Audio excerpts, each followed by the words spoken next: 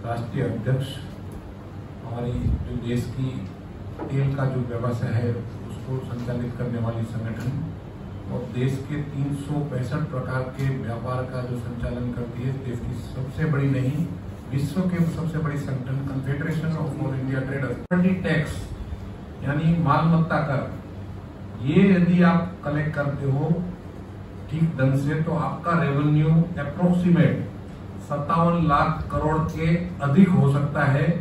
इसमें हमने कई प्रकार की चीजों को तो इसमें जोड़ा ही नहीं है, जैसे धार्मिक जो संस्थाएं जिनकी जमीनें हैं या अलग अलग धार्मिक इसमें मंदिर हो, चाहे अलग अलग मस्जिद हो, गुरुद्वारा हो, इन सब की जमीनों को हमने इसमें नहीं जोड़ा है। इसको छोड़कर भी सरकार का राजस्व बढ़ सकता है, रेवेन्यू बढ़ सकता है।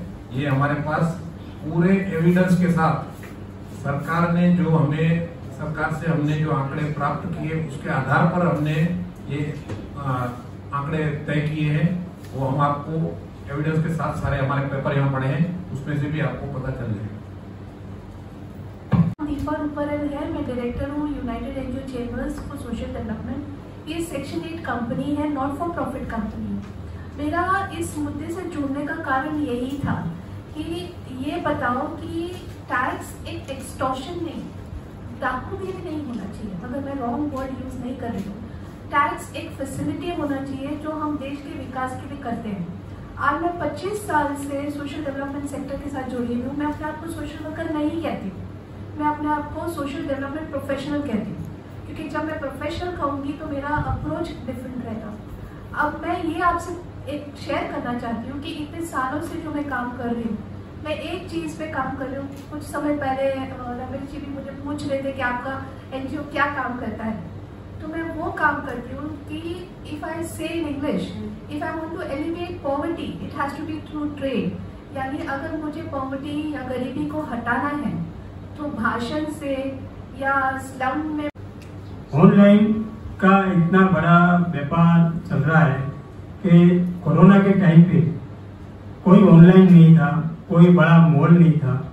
उस टाइम पे छोटे छोटे रिटेल दुकानदारों ने अपनी तबीयत, अपने फैमिली की कोई दरकार नहीं की और दुकान खोले, पब्लिक को माल पूरा किया। गवर्नमेंट को समझना चाहिए ऑनलाइन के लिए कि आप रिटेल दुकान नहीं लेंगे तो बहुत तकलीफ वाली बात है, क्योंकि आज 9 करोड़ व्यापारी के पास एक दुकान में 5 से 10 आदमी है, यानी कि 5 से 10 परिवार को और रिटेल एक दुकानदार 5 परिवार को संभालता है। तो मेरी तो एक ही बारे में जो बातें बताइए वो प्लीज संक्षिप्त में बताइए। क्या रिपीट करिए आपका टैक्स जैसे गंभीर विषय पे आपने जो मूवी बनाई है, जो सिनेमा बनाया है, उसके बारे में आज अपने पत्रकार परिषद का आयोजन किया था, उस बारे में बताइए। देखिए, ये मूवी है, ये देश में जो पिछले आज़ादी के बाद जिस प्रकार के टैक्स की जो जाल है उसमें व्यापारी से लेके आम जनता से लेके नौकरीदार सारे लोग परेशान हैं।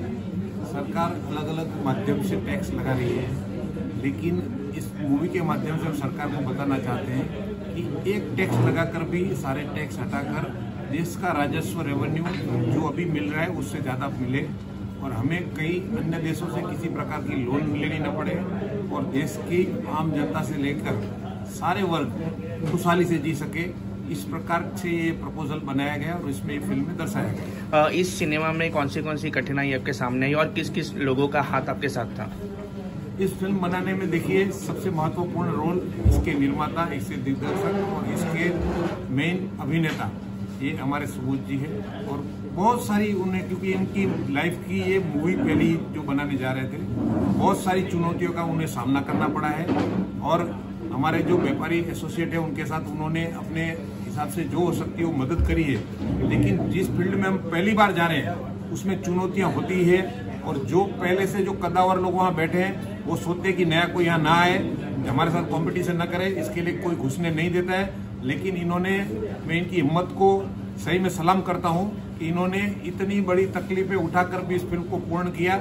लेकिन अगर जाकर फिल्म की रिलीज के लिए फिर तकलीफ आई तो फिर हमने ये दूसरा प्लेटफॉर्म ढूंढा और उसके माध्यम से आज हम फिल्म लेकर पब्लिक के सामने जा रहे हैं। जो सामान्य भारतीय उनको क्या अपील करेंगे, क्यों उन्होंने ये सिनेमा देखना चाहिए? देखिए, ये सिनेमा जन जन को, हर एक सामान्य व्यक्ति को भी देखनी चाहिए कि किस प्रकार से आप एक छोटी चीज लेने जा रहे हैं, उसमें आप इनडायरेक्ट टैक्स चुका रहे हैं। वो टैक्स न चुका कर जो चीजें हैं वो सस्ती हो जाएगी। आप अलग अलग टैक्स चुका रहे हो, मल्टीपल टैक्स लग रहा है। चीज जब रॉ होती है उसके ऊपर टैक्स है, फिर वो फिनिश प्रोडक्ट हो जाती है तो भी उसके ऊपर टैक्स है। तो मल्टीपल टैक्स के जंजाल से जब आप छूट जाओगे तो चीजें भी सस्ती होगी और सरकार की आमदनी बढ़ जाएगी, तो सरकार को भी दिक्कत नहीं है। सब उनको पिक्चर काफी अच्छा लगा। उन्होंने जब भी मेरी स्टोरी सुनी तो काफी इंटरेस्ट बताया सभी आर्टिस्ट लोगों ने, खास करके मुश्ताक खान जी है, जितेंद्र जी है, एक मनीष सिंह करके है, और भी 4-5 जो हमारे जो सीनियर आर्टिस्ट है उन्होंने काफी इंटरेस्ट बताया और सबने काम किया। It's come from the heart. ये पिक्चर जरूर आनी चाहिए और सबने हमको बोला ये हमारा वन ऑफ द बेस्ट नहीं, ये हमारा बेस्ट रोल है पूरा। इतना फिल्म इंडस्ट्री का जो मैंने काम किया है, 40-40 साल सबने काम किया है, तो सबसे बेस्ट रोल हमारा ये है करके सब ने हमको बताया। सर, अगर ये सिनेमा सक्सेस होता है तो क्या इसका पार्ट 2 आएगा या अन्य कोई विषय पे आप फिर जरूर काम करेंगे? बहुत अच्छा सवाल पूछा। अगर ये मिशन हमारा काम होता है तो जो भी काम हम लोग ने किया है, इंक्लूडिंग ये हमारा पत्रकार परिषद भी उसमें आएगा कि कितना स्ट्रगल हुआ है, कितना क्या क्या हुआ है, तो पार्ट 2 जरूर बनेगा। इंडिया टैक्स भी होगा तो